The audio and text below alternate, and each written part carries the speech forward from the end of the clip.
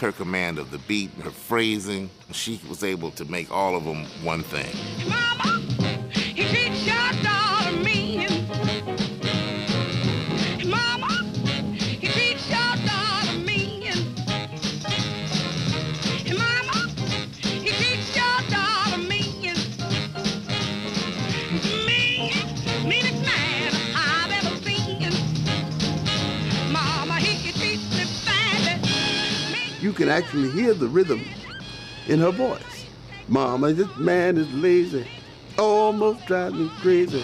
Mama, he can't be trusted, makes me so disgusted. All of my friends say they don't understand what's the matter with this man. I liked her saying, "Mama, treat your daughter mean," you know. And she was good looking, and she had all this hair, and she used to wear her hair down with these big kiss curls on the side, you know. And she looked like a Carmen Miranda or somebody. And she did a Carmen Miranda kind of a chooky chooky chook dance, you know. And I said, I want to sing like her. I want to look like her, and I want to be like her.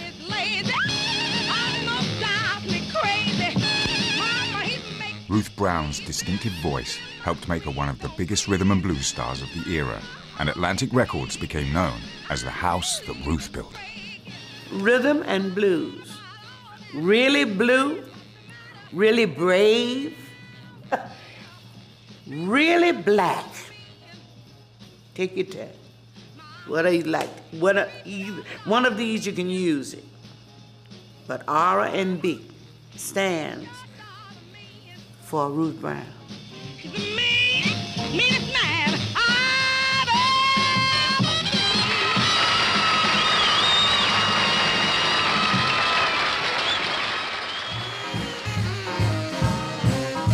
The rhythm and blues artists of the early 50s played to black audiences in an informal network of venues stretching across America called the Chitlin Circuit. I had to perform in warehouses and barns. And stages a lot of times were trucks, the back of trucks.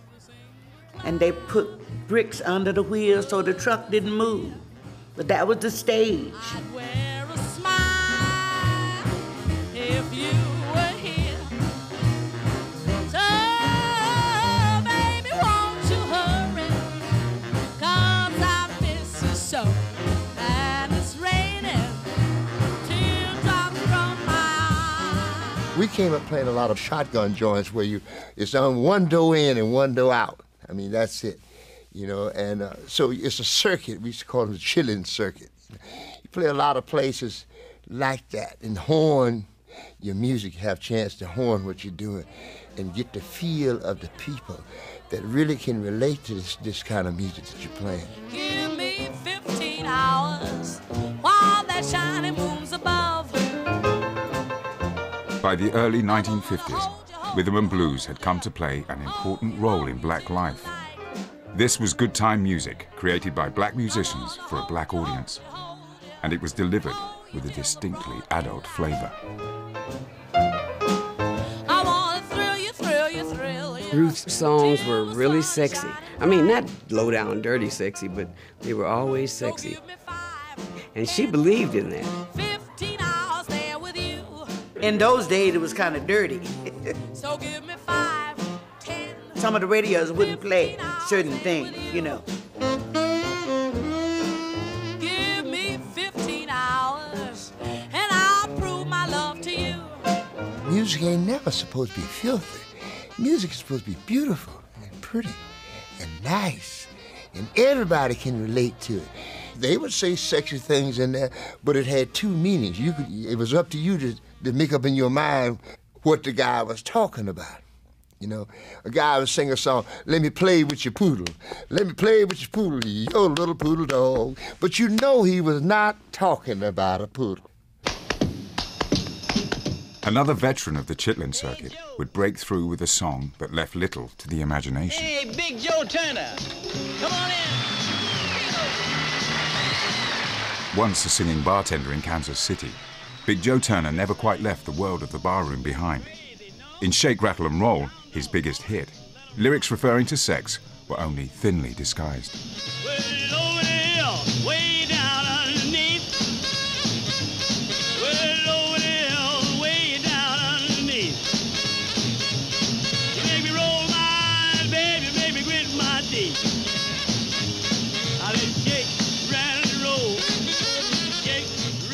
Joe Turner was singing songs with lines like, "When you wear those dresses and the sun comes shining through, I can't believe my eyes, all that mess belongs to you." In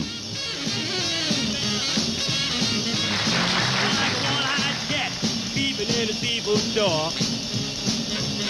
I'm like a one-eyed cat peeping in a seafood store. I can look at you, baby, there you ain't no child no more. Joe had a beautiful baritone rolling out like an opera singer. It was coming from his belly. Big Joe Turner, what a voice. He would hit that top note and he would run 30 minutes. So long there was a tune there and they were swinging. Let it roll, let it roll, let it roll all night long.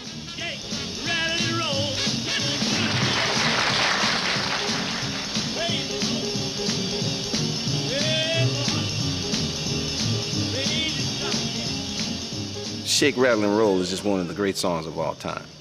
Big Joe Turner really brings home the relationship between jazz and blues and the new sound of R&B.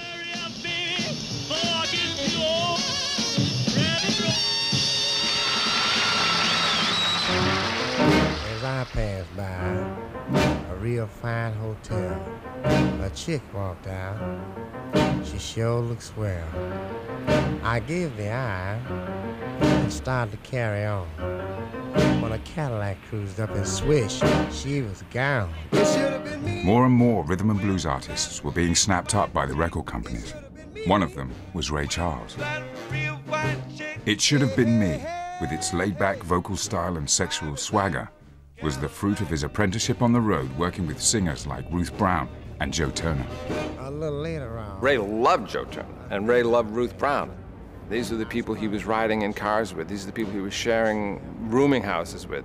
You know, their record would come out and would do better than his, because a lot of his first records died, didn't do well at all. Ruth Brown was constantly beating Ray Charles all the time. So, well, now, what could he do to his records to beat Ruth Brown? It was a very competitive world in the best possible way. But Atlantic knew what they were doing when they signed Ray Charles.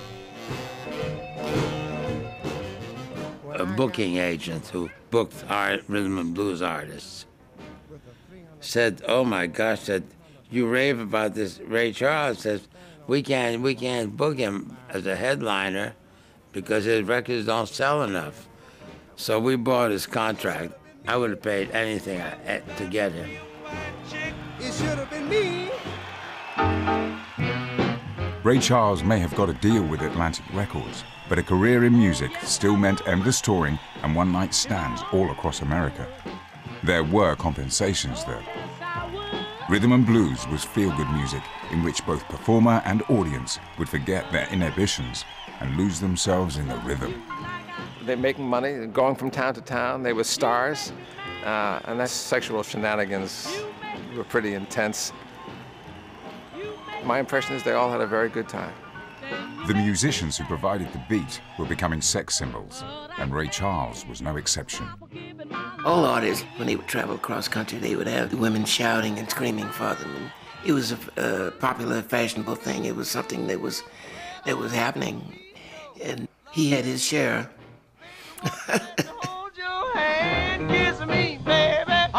He was the sexiest blind man that you would ever want to see. Despite his blindness, Ray had a foolproof method of selecting the most attractive women.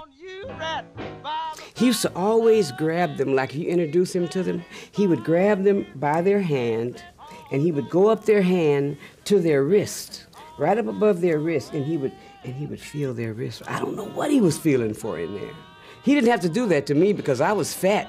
I was looking, I said, wonder what it was he was feeling. But he would go like that. I took a girl over there, was a beautician, and she was really fine. And he said, "Hey, baby, how you doing? Hey, what's your name?" You know, and I said, there you go again with that arm. Baby, if you don't want me, why don't you let me go? Although rhythm and blues was primarily aimed at the black audience, young white music lovers were beginning to discover the new sound too. Baby, As word spread through white America of the excitement of the rhythm and blues circuit, the authorities found segregation more difficult to enforce. They didn't know what to do with the music. But the whites knew that they liked it. They thought it caused commotion between blacks and whites because, see, the heart of that music, see, it doesn't have color. It doesn't have any racial barrier. Some states took a different view and employed every possible measure to keep the races apart. They had a rope between the races, a rope, something like a clothesline. And there would be a card that said colored, white on each side. And as long as that rope was okay, you could dance. And sometimes the whites would just move the rope and come on over. You know, they would come in where the fun was. And the police would come out and stop the dance and say, oh no, this is out, we'll not do this. You cannot dance together, you know. A couple of times I went to jail behind that because I wouldn't stop singing. It's hard to imagine how tough it must have been. In many a small southern town, they must have seemed like visitors from another planet. So we have a lot to thank for them for their courage. When the dance was over,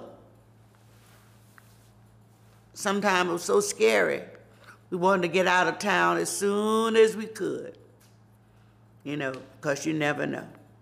There were still crosses burning in the middle of the night when we were moving. We could still see all these things. So there was a price paid for this music. Well, one time, Ray was riding with Fathead, I think, from Dallas down to Houston. They got stopped. Ray had a brand new Oldsmobile. This was about 52. He had a 52 Oldsmobile, and I don't think they liked the fact that he was driving around in this brand new car. That's the only reason that I could think of. It was the usual thing, you know, like boy this, boy that, and if you spoke intelligently, you would be considered arrogant or belligerent or whatever. Maybe just as a joke, I mean, just as a mean joke, they took Fathead in and they left Ray, blind as he was, out on the highway.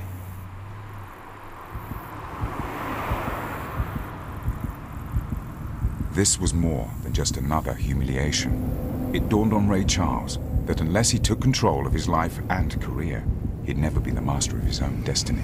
It occurred to me that everybody was saying, hey, kid, hey, kid. And I started thinking, don't nobody even know my name. Hey, y'all, tell everybody, Ray Charles in town. For the first time, Ray had a clear vision of where he wanted to be and a clear idea of how he would get there. Determined to find his own voice, Ray Charles left the Chitlin circuit behind and decided it was time to set up his own band. I said, well, I can't keep going on this way with people saying, hey, kid. So I gotta be myself. I just have to start saying, so if I'm gonna make it, I'm gonna make it. But if I fail, at least I'll know where I am in life. I'll know whether what I'm doing is any good or not.